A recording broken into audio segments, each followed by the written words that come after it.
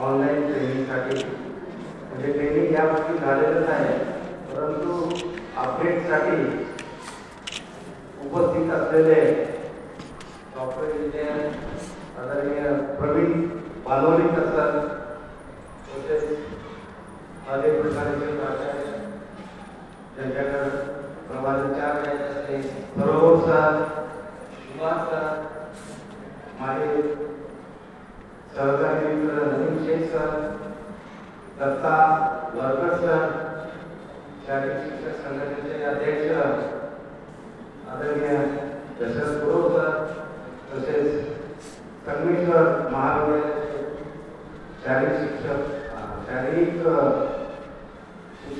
श्री संतोष खेडे सर, उपस्थित सर्व क्रीडा शिक्षक, ऑनलाईन प्रशिक्षण हे यापूर्वी आपल्याला देण्यात आलेलं आहे, परंतु काही नवीन शिक्षक त्याच्यामध्ये 5 शिक्षकांना लॉग इन दिलेले आहे। याचा अर्थ समजा आपल्याला काही रिस्ट्रिक्शन नाही आहे शाळेत एकाला द्यायचं, शाळा मोठी असेल 500-1000 मुलं खेळणारे असतील तर एका शिक्षकाला 2 शिक्षकाला ते मॅनेज करणं सोपं नाही।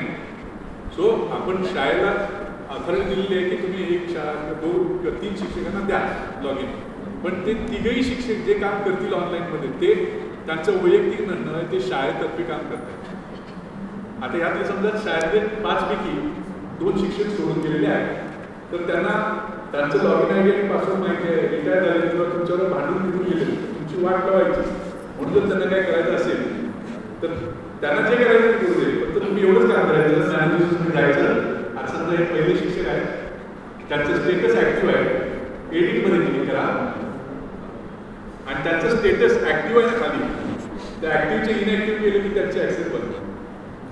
ओके, सो जे शाळा सोडून गेलेले शिक्षक आहेत त्यांचं लॉग इन डिलीट करता येत नाही, त्यांचं लॉग इन बंद करणं तुमच्याच हातात आहे। डीएसओ ऑफिसला बोलून जाऊ नका, ते शिक्षक गेलेले आहेत त्यांचं नाव काढून टाका, त्यांना काही करता येत नाही, फक्त तुम्हालाच करता येतात, ते फक्त तुमच्या शाळेच्या युडायस अकाउंटमधूनच करता येतं। लक्षात आलं का?